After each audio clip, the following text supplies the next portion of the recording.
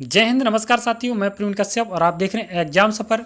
साथियों, जैसा आप सबको पता है कि आपके यहाँ पर बीएड थर्ड सेमेस्टर, कौन सी थर्ड सेमेस्टर के एग्ज़ाम की तैयारी यहाँ पर कराई जा रही है और आप यहाँ पर कंटिन्यू वीडियो देख रहे होंगे। तो यदि आप चैनल पर पहली बार हैं, चैनल को लाइक, शेयर और सब्सक्राइब अवश्य कर लें ताकि हर एक वीडियो का आपको नोटिफिकेशन मिलता रहे। ये आपका जो सामने देख रहे हैं आप, ये आपका चैप्टर होगा विद्यालय में एक प्रभावी कक्ष प्रबंधन के लिए प्रबंध कार्यों का उपयोग करना। इसके बारे में हम लोग यहाँ पर लघु उत्तरीय क्वेश्चन यानी कि शॉर्ट आंसर क्वेश्चंस को देख रहे हैं।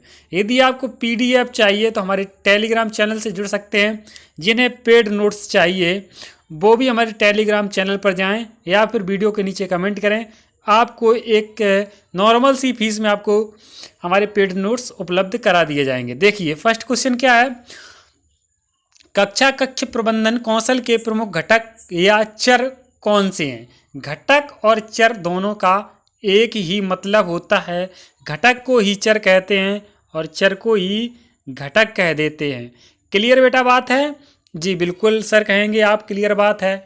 तो कक्ष प्रबंधन कौशल के घटक, ये आपको सिंपल सी हेडिंग डाल लेनी है। सबसे अधिक महत्व होता है जब आपका पेपर जो होता है, लिखित परीक्षा होती है, तो हेडिंग का विशेष महत्व होता है। तो कक्ष प्रबंधन कौशल के निम्न घटक हैं। ये आप पहली हेडिंग डालने के बाद इतना शब्द तो लिख ही देंगे। अधिगम को रोचक बनाना क्या है। अधिगम यानी कि शिक्षा को रोचक बनाया जा सकता है। नंबर 1 पॉइंट ऐसे ही लिखना है आपको। छात्रों को उद्देश्यों की प्राप्ति के लिए अभिप्रेरित करना यानी कि उन्हें मोटिवेट करना। छात्रों के समुचित विकास के लिए प्रयास करना यानी कि स्टूडेंट का हर तरीके से विकास हो, उसके लिए आपका प्रयास होना चाहिए। विद्यार्थी अध्यापक अंतःक्रियाओं को प्रोत्साहित करना और अनुशासनहीनता पर नियंत्रण करना। देखो अनुशासनहीनता यदि क्लास में होती है तब वो क्लास नहीं रह जाती। क्लियर? आपका अगला इसी में होगा वांछित व्यवहार का पुनर्बलन करना। कक्षा प्रबंधन में छात्रों की सहभागिता स्वीकार करना। 9वां पॉइंट आप लिख सकते हैं। कक्ष प्रबंधन में अनुशासन को महत्व देना। सौंदर्य वातावरण का निर्माण करना। जब तक सुंदर वातावरण नहीं होगा तब तक सुंदर आपका चरित्र का निर्माण नहीं हो सकता है। निर्देशों में स्पष्टता होनी चाहिए। जो निर्देश हैं वो एकदम से स्पष्ट होने चाहिए। इन 10 पॉइंटों में से यदि आप 6 से 7 पॉइंट भी लिखते हैं तब भी आपका आंसर पूर्ण हो जाएगा। क्लियर बात है? बिल्कुल समझ गए सर। एक बार सभी लोग चैनल में अपने अपने विद्यालय का नाम लिख दीजिए, कोई ना कोई कमेंट अवश्य कर दीजिए। कक्ष प्रबंधन के उद्देश्य लिखिए। कक्ष प्रबंधन के उद्देश्य क्या होते, एम क्या होता है, क्या जरूरत होती है इसकी, ये मतलब है। तो कक्ष प्रबंधन के उद्देश्य। कक्ष प्रबंधन की प्रक्रिया का ज्ञान एक शिक्षक के लिए परमा आवश्यक है, क्योंकि कक्ष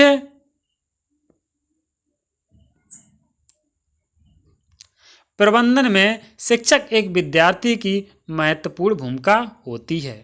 कक्ष प्रबंधन के मुख्य उद्देश्य निम्नलिखित हैं। कौन कौन से? नंबर 1, कक्ष में शैक्षिक वातावरण का निर्माण करना जिससे छात्र कक्षा में प्रवेश करते ही अधिगम के लिए प्रेरित हों, सीखने के लिए प्रेरित हों, ऐसा वातावरण होना चाहिए। शिक्षण अधिगम प्रक्रिया को सरल एवं प्रभावशाली बनाना जिससे छात्रों का अधिगम स्तर उच्च हो सके।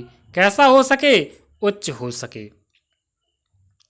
कक्ष प्रबंधन का मुख्य उद्देश्य उपलब्ध भौतिक एवं मानवीय संसाधनों का सर्वोत्तम प्रयोग करना है जिससे शिक्षक एवं विद्यार्थी लाभान्वित हों। दोनों को क्या होना चाहिए? लाभ होना चाहिए। कक्ष प्रबंधन का मुख्य उद्देश्य कक्षा से संबंधित तथ्यों के मध्य संबंध स्थापित करना है जिससे कि प्रबंधन प्रक्रिया का बहुमुखी विकास हो सके। कैसा विकास हो? बहुमुखी विकास हो। कक्षा कक्ष प्रबंधन का मुख्य उद्देश्य अधिगम को स्थायी बनाना तथा उसके उच्च स्तरीय गति प्रदान करना। आप छठवां पॉइंट इसी में लिख सकते हैं, कक्षा कक्ष प्रबंधन का उद्देश्य कक्षा को संपूर्ण सुविधाओं से संपन्न कराना, जिससे कि शिक्षण अधिगम प्रक्रिया रुचिपूर्ण बनाई जा सके। ठीक है, कैसी होनी चाहिए? रुचिपूर्ण। जब तक देखो रुचि नहीं होगी तब तक कुछ नहीं होगा। तो कक्षा कक्ष प्रबंधन को प्रभावित करने वाले कोई 5 कारक लिखिए। अब यहाँ पर गिनती लगा दी गई है तो आप इसमें 4 नहीं लिख सकते हैं। तो आइए, कक्षा कक्ष प्रबंधन को प्रभावित करने वाले कारक देखिए। कक्षा कक्ष प्रबंधन की प्रक्रिया विविध कारकों से प्रभावित होती है। यह गतिशील और जटिल प्रक्रिया है। शिक्षण और कक्षा कक्ष प्रबंधन अनेक तरीकों से सतत प्रक्रिया है। सतत प्रक्रिया के रूप में कक्षा कक्ष प्रबंधन अग्रलिखित कारकों पर आधारित है। नंबर 1, कक्षा कक्ष प्रबंधन की अवस्थाएं। शैक्षिक संस्थानों में शिक्षण की प्रक्रिया पूर्ण प्राथमिक स्तर पर अवस्था से विश्वविद्यालय स्तर तक निरंतर चलती है। ठीक है, जिससे प्राथमिक, माध्यमिक, उच्च सेकेंडरी, सीनियर सेकेंडरी, स्नातक और स्नातकोत्तर स्तर आते हैं। बंद वातावरण में से कक्षा कक्ष प्रबंधन में खुले वातावरण तक सतत प्रक्रिया इसमें प्रतिबिंबित होती है। आइए नेक्स्ट हेडिंग डाल के आप लिख सकते हैं, शिक्षण की रीतियां, मॉडल ऑफ टीचिंग। कक्षा कक्ष प्रक्रिया का अनुबंधन से लेकर प्रतिपादन तक सतत प्रक्रिया के रूप में प्रबंधन करने के लिए थॉमस ग्रीन ने शिक्षण की 4 रीतियां प्रस्तुत की हैं। कौन कौन सी? अनुबंधन नंबर 1, प्रशिक्षण, अनुदेशन, प्रतिपादन। इस सतत प्रक्रिया में कक्षा कक्ष की प्रक्रिया का प्रबंधन करने में अधिकतम भिन्नता रहती है। शिक्षण की प्रत्येक रीति में कक्षा कक्ष का अलग प्रबंधन होता है। नेक्स्ट आपकी तीसरी हेडिंग होगी, शिक्षण की व्यवस्था, अरेंज ऑफ टीचिंग। सतत प्रक्रिया के रूप में शिक्षण की व्यवस्था स्मृति स्तर से लेकर विचारशील स्तर तक 3 स्तरों पर की जाती है। स्मृति स्तर, बोध स्तर, चिंतन स्तर। कौन स्तर हैं? 3 स्तर हैं, स्मृति स्तर, बोध स्तर, चिंतन स्तर। बोध स्तर के लिए स्मृति स्तर का शिक्षण अत्यंत आवश्यक है।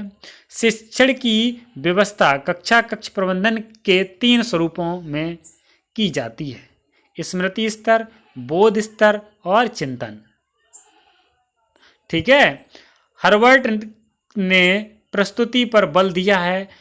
मॉरिसन का विश्वास है कि कक्षा कक्ष वातावरण से प्रत्यय के परिपाक या स्वामित्व के लिए स्थिति प्राप्त होती है।